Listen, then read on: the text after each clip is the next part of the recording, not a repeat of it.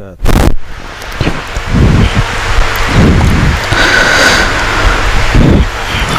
أعوذ بالله من الشيطان الرجيم. بسم الله الرحمن الرحيم.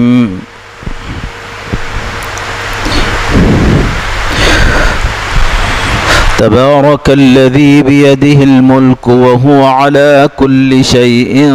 قدير الذي خلق الموت والحياة ليبلوكم أيكم أحسن عملا. وقال تعالى في شأن عظمة حبيبه الكريم: إن الله وملائكته يصلون على النبي يا أيها الذين آمنوا صلوا عليه وسلموا تسليما. اللهم صل وسلم وبارك على حبيبك سيدنا ومولانا محمد وعلى آله وصحبه أجمعين وبارك وسلم تسليما كثيرا كثيرا.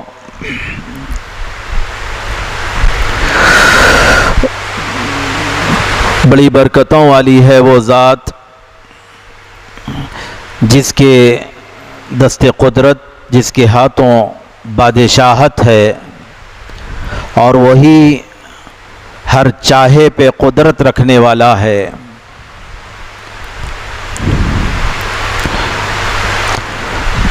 جس نے موت کو اور زندگی کو پیدا فرمایا تاکہ اے لوگوں تمہیں آزمائے کہ تم میں سے کون بہتر عمل کرتا ہے، تم میں سے کون عمل کے اعتبار سے بہتر ہو.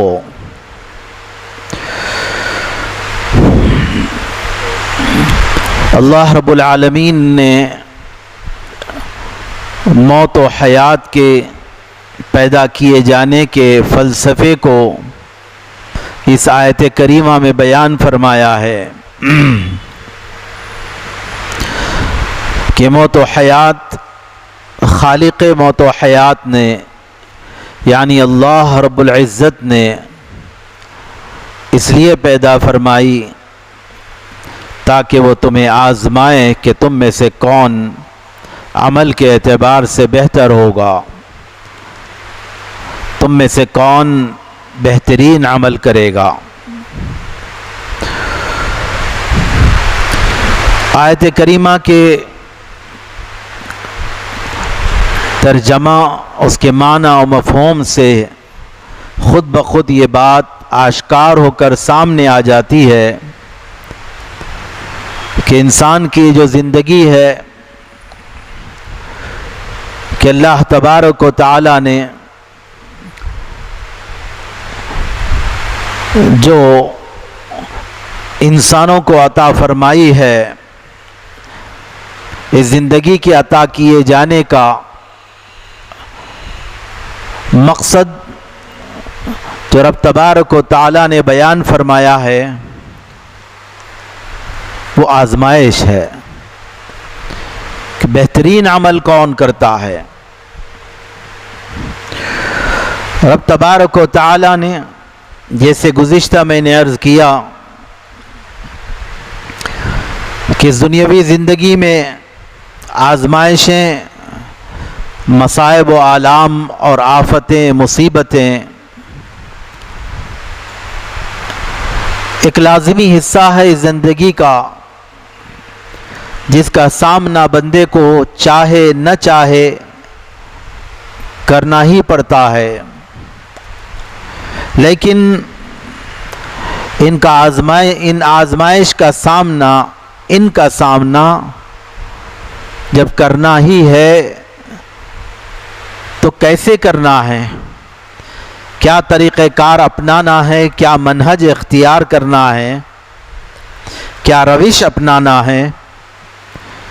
کیا طور طریقہ اپنانا ہے، یہ سب باتیں اللہ رب العالمین نے اپنی بندوں کی رہبری کے لیے کلام مبین میں قرآن مجید میں نازل فرما دی ہیں۔ استعینوا بالصبر والصلاح،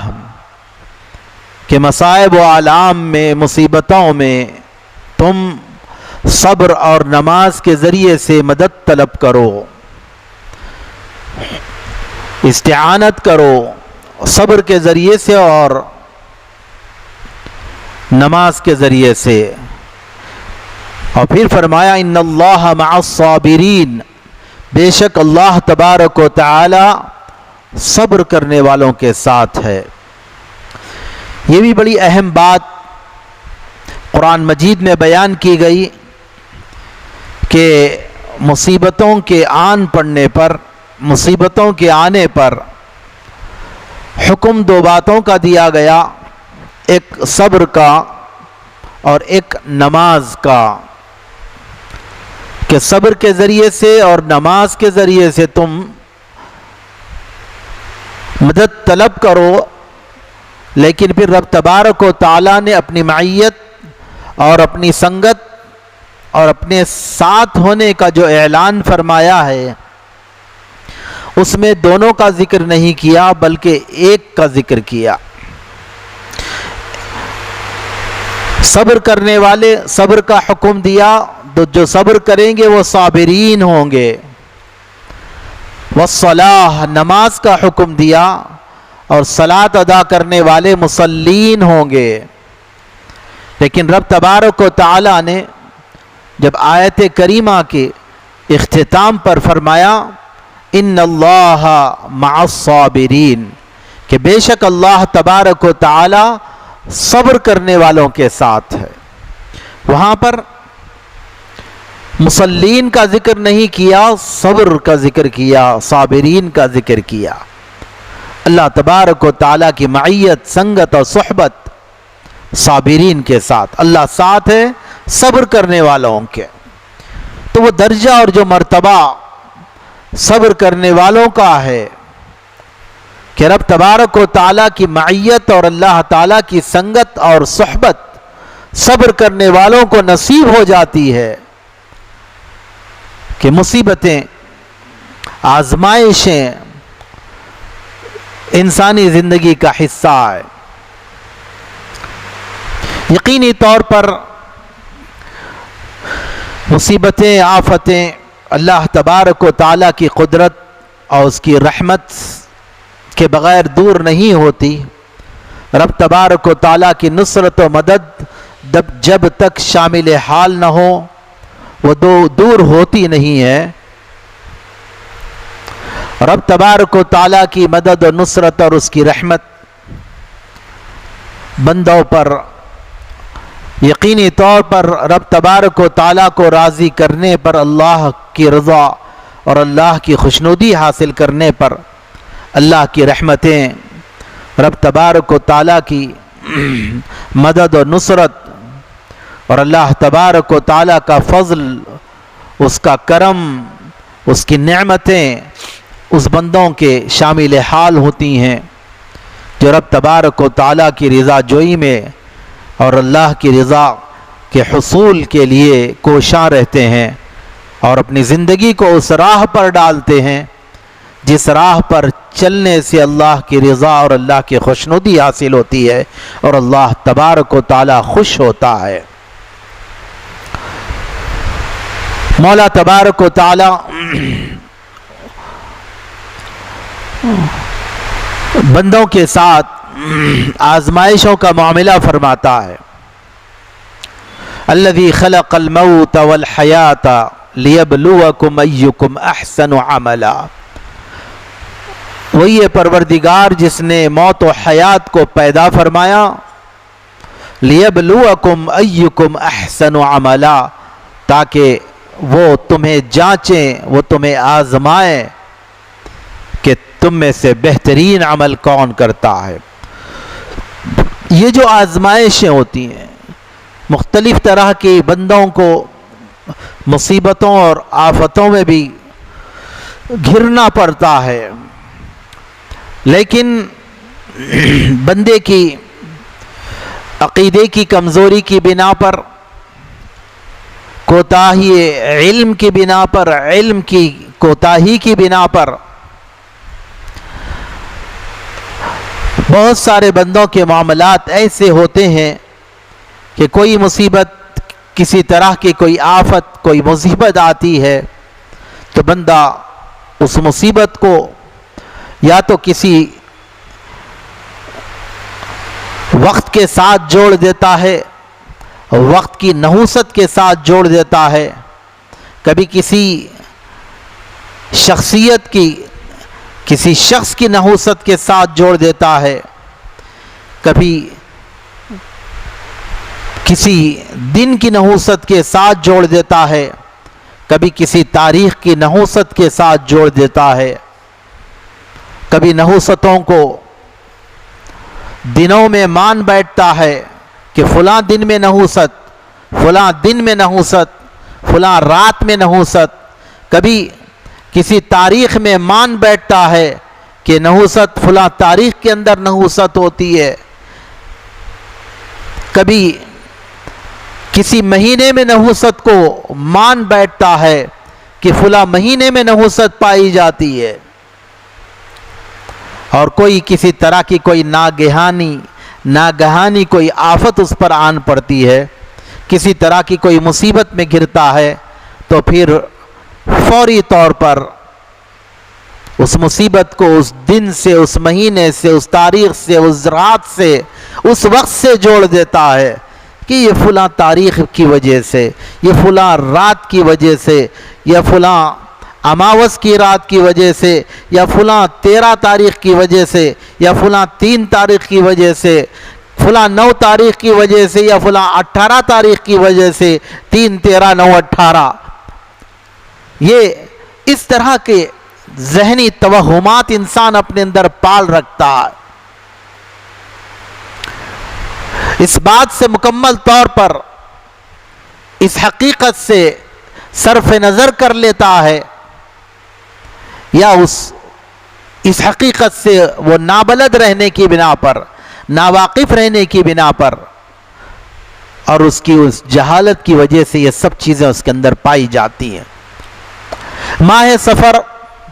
سفر کا مہینہ آیا تو مکمل طور پر اس مہینے کو نحوست سے تعبیر کرنا، یہ دور جاہلیت میں مذہب اسلام کے آنے سے پہلے جو جاہلیت کا دور تھا، جہالت ہی جہالت تھی، اس دور جاہلیت میں اس طرح کا توہم اور عقیدہ، نظریہ اور فکر پائی جاتی تھی، نظریہ پایا جاتا تھا، عقیدہ اور وہم پایا جاتا تھا کہ سفر کا مہینہ یہ نحوست والا، بلکہ سفر کا ایک نہیں بلکہ سفر کے 2 مہینے دور جاہلیت میں مذہب اسلام سے پہلے، اسلامی مہینوں سے پہلے 2 مہینے ہوتے تھے، جیسا ربیع کے بھی 2 مہینے ہوتے، ربیع الاول، ربیع الاخر، جمادی الاولی، جمادی الثانیہ، جمادی الاول، جمادی الثانی جو بولتے ہیں وہ بھی 2 مہینے، اسی طرح سفر کے بھی 2 مہینے، سفر اول، سفر ثانی، جیسا ربیع الاول، ربیع الثانی کیسا ہے، اسی طرح سفر اول اور سفر ثانی، یہ 2 مہینے ان کے پاس، ان مہینوں کے تعلق سے دور جاہلیت میں نحوست کا تصور بڑا پختگی کے ساتھ بیٹھا ہوا تھا، بڑی گہرائی کے ساتھ بیٹھا ہوا تھا کہ سفر کا مہینہ انتہائی نحوست والا مہینہ۔ مذہب اسلام کے آنے کے بعد وہ جو سفر اولا یا سفر اول جو تھا، پہلا سفر کے 2 مہینوں میں سے پہلا سفر کا جو ہے وہ ماہ محرم الحرام میں تبدیل ہو گیا، محرم الحرام، ماہ محرم الحرام میں تبدیل ہوا، اور دوسرا جو تھا وہ صرف سفر باقی نہ رہا بلکہ سفر المظفر ہو گیا، کوئی نحوست والا مہینہ نہیں بلکہ کامیابیوں والا مہینہ، سفر کا مہینہ کامیابیوں والا مہینہ ہے، ظفر کامیابی کو کہتے ہیں، مظفر یہ فتح یاب اور کامیابی سے تعبیر کیا گیا ہے۔ سفر سفر المظفر ہو گیا دوسرا جو تھا، پہلا محرم الحرام ہو گیا، حرمت والا محرم کا مہینہ جو بڑا ہی حرمت والا مہینہ ہے، دوسرا سفر المظفر ہو گیا کامیابیوں والا مہینہ۔ حضور نبی پاک صلی اللہ تعالی علیہ وآلہ وسلم مذہب اسلام کی نور و ہدایت والی تعلیمات لے کر جلوگر ہوئے، سرتاپا نور آقا صلی اللہ تعالی علیہ وآلہ وسلم نے نور و ہدایت بری تعلیمات سے دنیا کو منور کیا، دنیا میں نور پھیلایا، ان اپنی نورانی تعلیمات میں جہاں پر حضور نبی کریم صلی اللہ تعالی علیہ وآلہ وسلم نے ان توہمات کو، ان فرسودہ توہمات کو جس کی وجہ سے عقیدے میں بندے کے کمزوری پیدا ہوتی ہے اور کمزور عقیدے کی علامت بن کر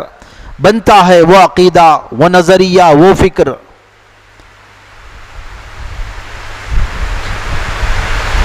کہ توہم پرستی اور بدشگونی لینے کا جو طور طریقہ دور جاہلیت میں تھا، کبھی کسی مخصوص پرندے کے اندر نحوست جانی جاتی، ان تمام چیزوں کو نبی کریم صلی اللہ تعالی علیہ وآلہ وسلم نے مسترد فرما دیا، رد فرما دیا کہ ان چیزوں کی کوئی اصل نہیں ہے۔ لا سفر، سفر کے تعلق سے جو وہم پایا جاتا ہے اس کی کوئی اصل، کوئی حقیقت نہیں کہ اس کے اندر کوئی نحوست ہے یا اعلیٰ ہیں فلاں ہیں، اس کا کوئی اصل سے کوئی تعلق نہیں، حقیقت سے بعید ہے یہ بات، حقیقت سے کوئی تعلق نہیں ہے اس کا، محض انسان کی توہم پرستی ہے یہ، وہموں میں مبتلا رہنے والا انسان، وہموں کا شکار ہو کر اپنی متاع زندگی کو، اپنی زندگی کی قیمتی متاع کو رائیگاں کرنے والا توہم پرست انسان ہوتا ہے، اپنے معاملات کو خراب کرنے والا۔ اللہ رب العزت کی ذات ذوالجلال پر، وہ قدرت والی ذات پر جو توکل اور بھروسہ اس کا ہونا چاہیے،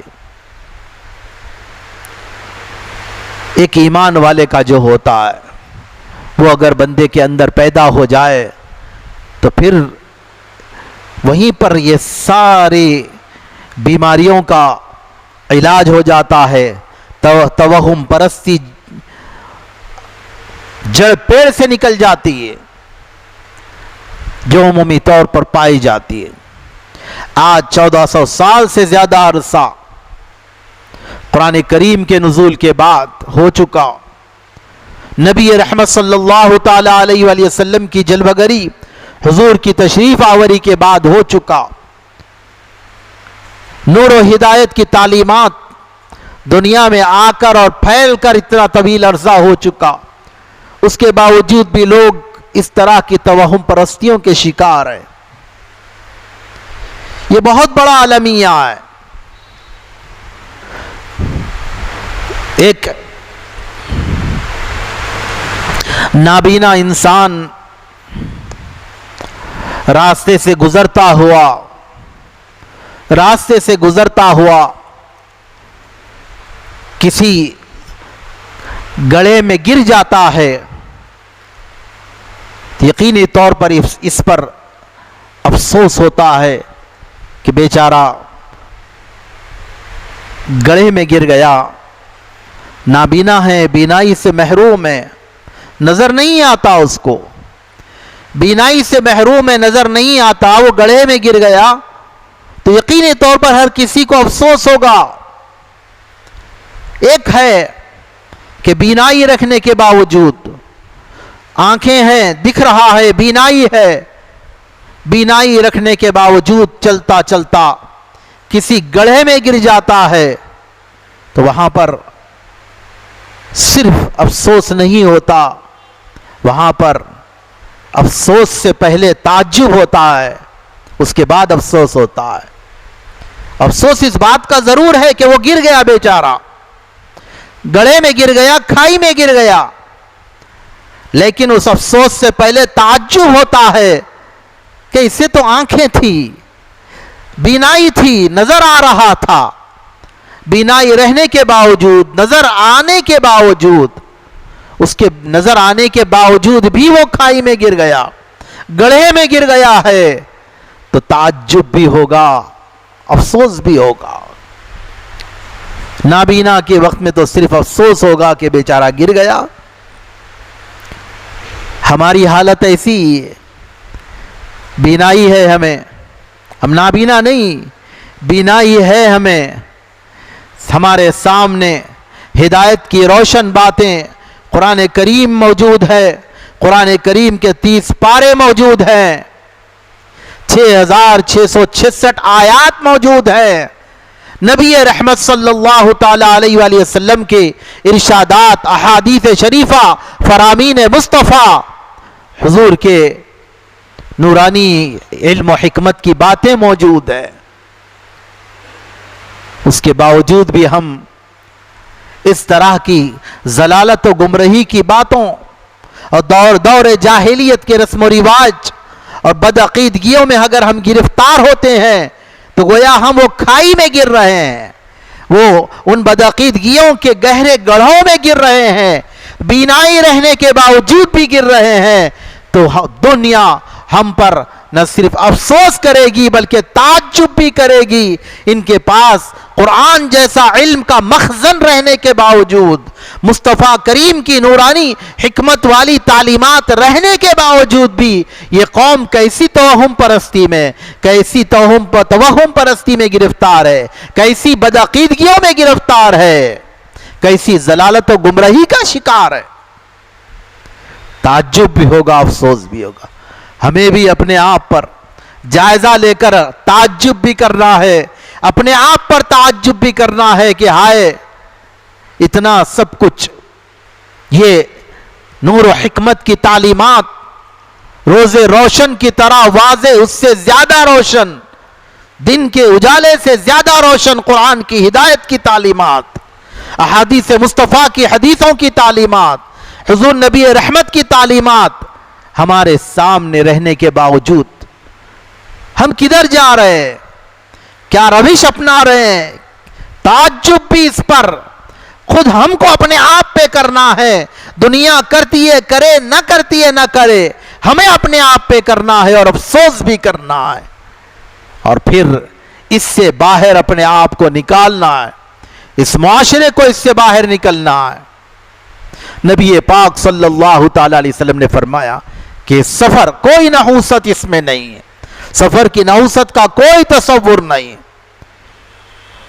مصیبتیں آنی ہیں، سفر کسی بھی مہینے میں آتی ہے،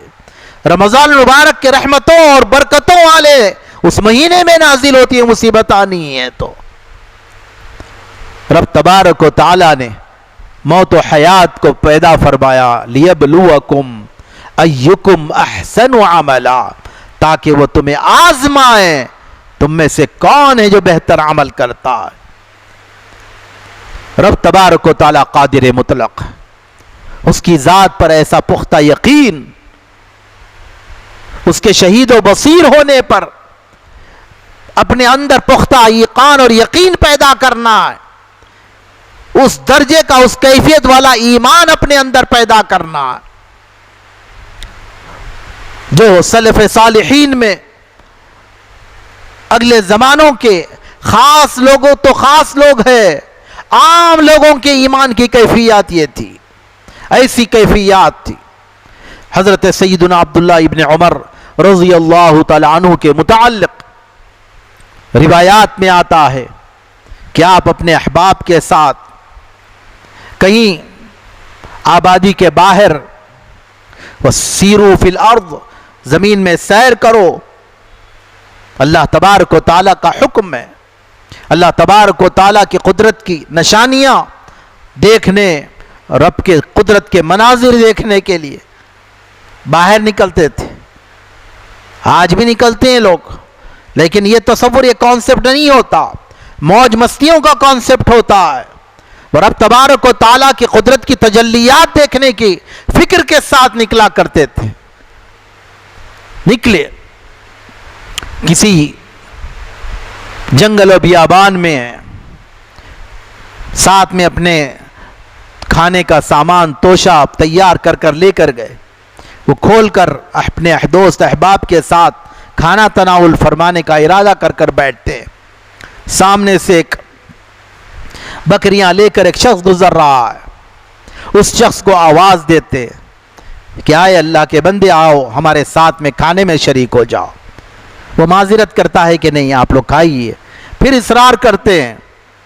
پھر وہ معذرت کرتا، پھر اصرار کرتے ہیں کہ آؤ ہمارے ساتھ شریک کیوں نہیں ہوتے. تب اس نے جواب دیا کہ میں روزے سے ہوں. حضرت عبداللہ ابن عمر رضی اللہ تعالیٰ عنہما کو بڑا تعجب ہوا کہ یہ اتنی سخت ترین گرمی میں بکریاں چرا رہا ہے، پھر یہ نفل روزوں کا بھی اہتمام کر رہا ہے. ایک عام دن تھے، عام دنوں کی بات، نفلی روزوں کا بھی اہتمام کر رہا ہے. کیا بندہ ہے اللہ کا. خیر بہرحال کچھ دیر کے بعد آپ نے فرمایا کہ ان بکریوں میں سے ایک بکری ہمیں فروخت کر دو، اس کی قیمت لے لو، ہم اسے کاٹیں گے، بنائیں گے، پکائیں گے، پھر افطار میں تم ہمارے ساتھ میں، تم شام ساتھ میں کھانے میں شریک ہو جانا، اس کی قیمت لے لو. اس نے کہا کہ میں اس کا مالک نہیں ہوں، اس کا مالک نہیں ہوں.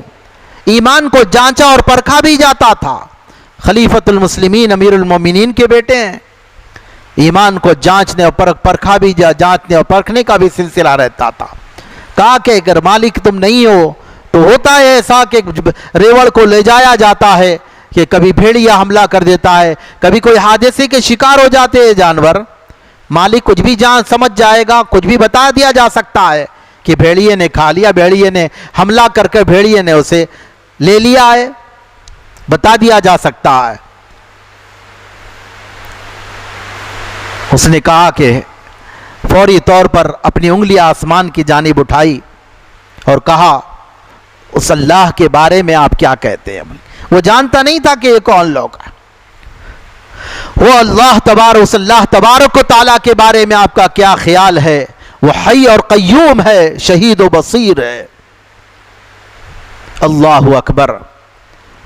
حضرت عبداللہ ابن عمر رضی اللہ تعالیٰ عنہ بہت متاثر ہوئے، بہت متاثر ہوئے کہ ایک غلام ہے، ایک غلام ہے، اور اس غلام کے ایمان کی کیفیت، اللہ کی ذات پر توکل، بھروسہ اور ایمان میں پختگی کا یہ عالم ہے. آپ پھر جب واپس آئے شہر میں، آبادی میں،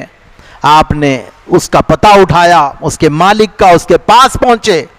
اس کے مالک کے پاس جا کر آپ نے جو بکریاں وہ چرا رہا تھا وہ سارے بکریوں کے ریوڑ کی اور اس غلام کی قیمت آپ نے منہ مانگی قیمت اس کو دی. کہا کہ وہ غلام بھی مجھ کو فروخت کر دو، اور جتنے وہ بکریاں اس کے تحت میں، اس کے ماتحت میں جو چرواتا ہے، چراگاہ کو لے کر جاتا ہے، وہ ساری بکریوں کی بھی قیمت، منہ مانگی قیمت میں مجھ سے لے لو. چنانچہ وہ مالک آپ کو وہ غلام بھی فروخت کر دیتا ہے، وہ ساری بکریاں بھی فروخت کر دیتا ہے، اور اس کی قیمت طے ہوتی ہے، وہ قیمت حوالے کر دی جاتی ہے. حضرت عبداللہ ابن عمر رضی اللہ تعالیٰ عنہ اتنے متاثر ہوئے تھے اس غلام سے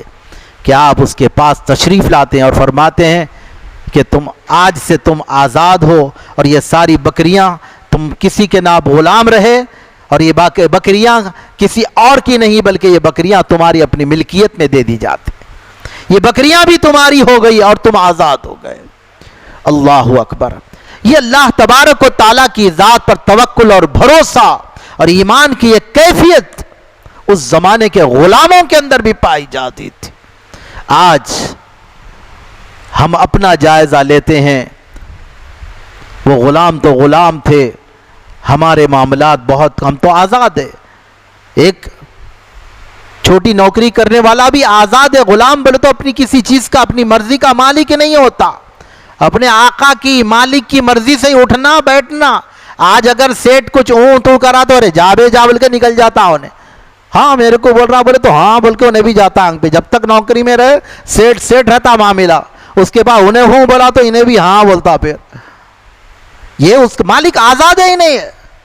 تو آزادی بہت بڑی نعمت ہے. وہ غلام رہنے کے باوجود ایک نہیں کئی طرح کے ایسے واقعات ہمیں ملتے ہیں. ہمارے اپنے اندر بھی وہ پختگی ایمان میں اللہ کی ذات پر توکل و بھروسہ اور توہمات بدشگونیوں کی جو کچھ سفر کے مہینے کو نحوست جاننے کی کیفیت کا معاملہ ہو، یا کسی گھڑی، کسی تاریخ، کسی وقت، منگل، چارشنبہ یا کوئی بھی دن کے تعلق سے کہ نحوست کا تصور، یہ سراسر اسلامی تعلیمات کے خلاف ہے. اللہ تبارک و تعالی ہمارے اپنے ایمان میں مضبوطی اور استحکام عطا فرمائے، ایمان کامل کی دولت سے مالا مال فرمائے، ایمان پر استقامت نصیب فرمائے، ایمان پر خاتمہ بالخیر نصیب فرمائے. آمین بجاہ سید المرسلین وصلی اللہ تعالی علیہ وعلی آلہ وصحبہ اجمعین والحمدللہ.